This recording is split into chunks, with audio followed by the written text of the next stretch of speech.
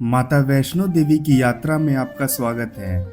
माता वैष्णो देवी मंदिर देश के पवित्र धार्मिक स्थलों में से एक है, जहां हर साल लाखों की संख्या में लोग दर्शन करने आते हैं। इसलिए आज मैं इस वीडियो में इस यात्रा से जुड़ी हर वो जानकारी दूंगा जिससे आपकी यात्रा बेहद मंगलमय हो। इस वीडियो में आप जानेंगे कि यात्रा करने का सही तरीका क्या है, जैसे पैदल यात्रा, घोड़े खच्चर से यात्रा, उनका किराया, पालकी से यात्रा और उसका किराया, वैष्णो देवी रोपवे यात्रा, हेलीकॉप्टर के साथ साथ आप ट्रेन से, फ्लाइट से, बस से यात्रा कैसे करें, इसका किराया क्या होगा, यात्रा में संपूर्ण खर्च लगभग कितना होगा, बर्फ आपको कब देखने को मिलेगी, फ्री धर्मशाला कहाँ पर है, फ्री में भोजन कहाँ किया जा सकता है। ऐसी तमाम जानकारी इस वीडियो में पूरी डिटेल में मिलने वाली है, तो वीडियो को लाइक और चैनल को सब्सक्राइब जरूर करें। तो इस यात्रा की शुरुआत होती है जम्मू की कटरा से। तो पहले बात करते हैं कटरा कैसे पहुंचा जाए। बाई फ्लाइट की बात करें तो कटरा में कोई भी एयरपोर्ट नहीं है। कटरा की सबसे नज़दीकी एयरपोर्ट जम्मू है और जम्मू से कटरा के बीच की दूरी लगभग 50 किलोमीटर है। एयरपोर्ट से कटरा तक आपको टैक्सी मिल जाएगी, जिसकी किराया लगभग 2500 से 3000 रुपये लगती है। आप चाहे तो बस से भी आ सकते हैं, लेकिन एयरपोर्ट के बाहर आपको बस नहीं मिलेगी। इसके लिए आपको जम्मू के बस स्टैंड से कटरा के लिए बस लेनी होगी, जिसकी किराया करीब 120 रुपये होती है। बाई ट्रेन की बात करें तो आपको देश के कई बड़े शहरों से सीधे कटरा की ट्रेन मिल जाएगी। वैसे दिल्ली से सीधे कटरा के लिए आपको कई ट्रेन मिल जाएगी। उनमें से एक है वंदे भारत एक्सप्रेस, जिसका किराया लगभग 1665 रुपये लगती है। इसके अलावा भी कई सारे ट्रेन आपको मिल जाएगी, जो मेरे अनुसार सबसे सस्ता और आसान तरीका है। अगर आपके शहर से कटरा तक की भी ट्रेन नहीं मिलती है तो आप जम्मू तक आ सकते हैं। फिर जम्मू से आप बाई टैक्सी, जिसका 3000 रुपये के करीब चार्ज लगता है, वहीं बस आपको 100 से 120 रुपये चार्ज करेगी। बाई बस की बात करें तो दिल्ली से आपको सीधे कटरा के लिए आपको नॉर्मल और वोल्वो दोनों ही बसेस मिल जाएगी, जिसकी किराया 600 से 2000 रुपये तक की होती है। इसके अलावा आपको पठानकोट, अमृतसर और चंडीगढ़ से भी डायरेक्ट बसेस मिल जाएगी। तो ये थी कटरा तक पहुंचने के तरीकों के बारे में। जब आप कटरा पहुंच जाएंगे तो आपकी दूसरी स्टेट की सिम काम नहीं करेगी। इसके लिए आपके पास या तो पोस्ट पेड सिम होना चाहिए या फिर आप यहाँ का प्रीपेड सिम ले सकते हैं, जो सभी जगह दुकान में मिल जाएगी। सो दोस्तों, कटरा पहुँचने के बाद अगर आप दोपहर या शाम के टाइम पहुँचते हैं तो आप एक रात के लिए होटल ले सकते हैं। अगर आप सुबह सुबह पहुँचे हैं तो डायरेक्ट कटरा से वैष्णो देवी दर्शन के लिए चढ़ाई शुरू कर सकते हैं। अगर रुकना चाहते हैं तो आपको कटरा के रेलवे स्टेशन या बस स्टैंड पर 600 से 3 या 4000 तक में अच्छी होटल्स मिल जाएगी। इसके अलावा आप डोमेट्री भी ले सकते हैं, जिसका किराया 150 से 200 रहती है। तो चलिए अब यात्रा की बात करते हैं। तो सबसे पहले यात्रा के लिए पर्ची लेनी होती है। पर्ची बिल्कुल फ्री है, चाहे तो आप ऑनलाइन या ऑफलाइन ले सकते हैं। ऑनलाइन के लिए आप www.maavaishnodevi.org से ले सकते हैं। ऑफलाइन पर्ची आपको बस स्टैंड के पास में मिल जाएगी। तो अब जानते हैं यात्रा पर जाने के लिए तरीकों के बारे में। यात्रा आप 2 तरीकों से कर सकते हैं, चाहे तो आप पैदल चले जाइए या फिर आप हेलीकॉप्टर से चले जाइए। हेलीकॉप्टर के लिए कटरा के बस स्टैंड से करीब 2.5 किलोमीटर दूर कश्मीर रोड पर है। इसकी बुकिंग आप ऑनलाइन भी कर सकते हैं या फिर आप ऑन द स्पॉट भी जाकर कर सकते हैं।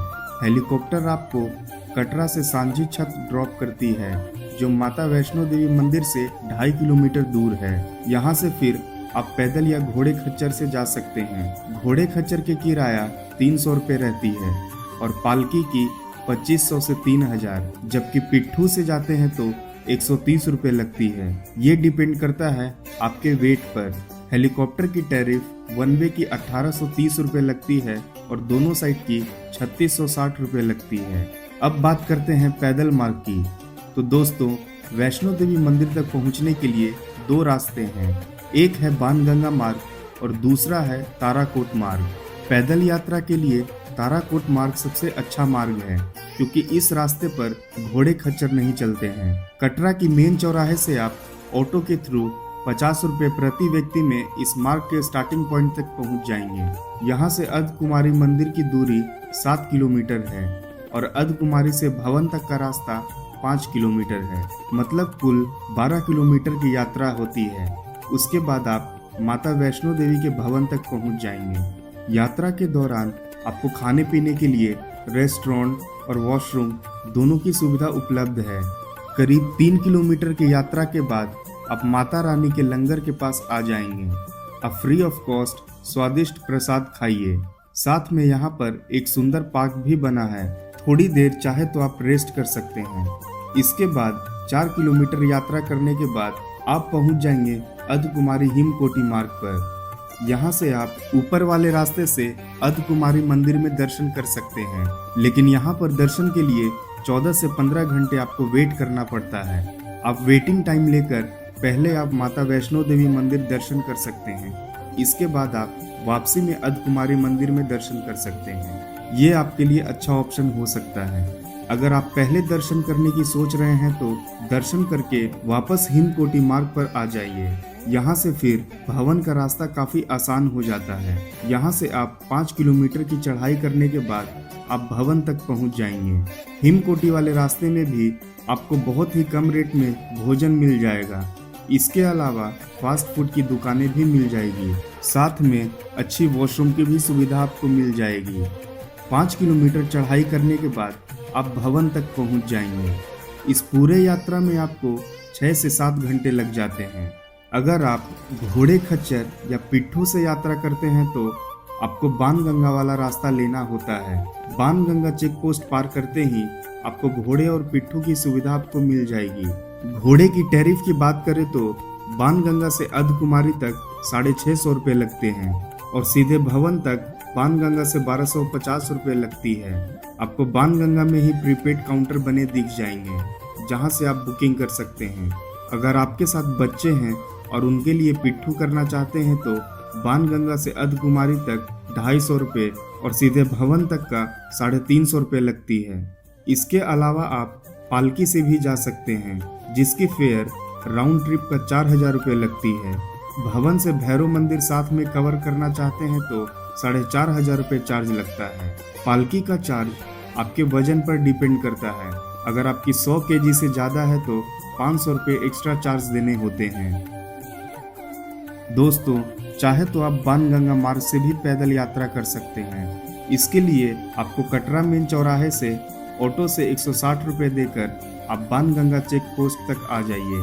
बाणगंगा से भवन तक का कुल रास्ता 11 किलोमीटर का होता है। इस रास्ते में आपको मार्केट देखने को मिलेगा और थोड़े सीढ़ियां भी चढ़नी पड़ती है, जिसके कारण से थकान ज़्यादा हो सकती है। इसलिए मैं रिकमेंड करूंगा आप हिमकोटि मार्ग से जाएं, क्योंकि प्रॉपर रास्ते बने हुए हैं जिससे पैदल यात्रा आसान हो जाती है। इसके अलावा बीच में एक और ऑप्शन है बाई बैटरी कार की। दोस्तों, बैटरी कार अर्धकुमारी से भवन तक की ही चलती है। इसकी किराया जाने का 354 रुपये लगता है, वहीं वापस लौटने का 236 रुपये लगते हैं। तो ये थी भवन तक पहुंचने के तरीकों के बारे में। जब आप भवन तक पहुंच जाएंगे, उसके बाद आप यहाँ कहाँ रुके, दर्शन कैसे करें, इसकी बात कर लेते हैं। दोस्तों, दुर्गा भवन में आप free of cost bathroom facilities देखने को मिल जाएंगे, जहां आप फ्रेश हो सकते हैं। यहां पर आपको 2 से 3 जगह निःशुल्क लॉकर फैसिलिटीज भी है, जहां आप दर्शन करते वक्त आप अपना मोबाइल, बेल्ट, पर्स, शूज और इलेक्ट्रॉनिक आइटम्स जमा कर सकते हैं। इसके बाद आप पार्वती भवन और रोपवे के सामने प्रसाद काउंटर बने हैं, जहां से आपको 50 और 100 रुपये में प्रसाद मिल जाएगी। अब हम लोग चलेंगे स्काई वॉक से होते हुए माता वैष्णो देवी के दर्शन करने के लिए। बीच में आपको प्राचीन गुफा भी देखने को मिलेगा। जब आप अंदर प्रवेश करेंगे तो आपको महाकाली, महालक्ष्मी, सरस्वती के रूप में विराजमान है।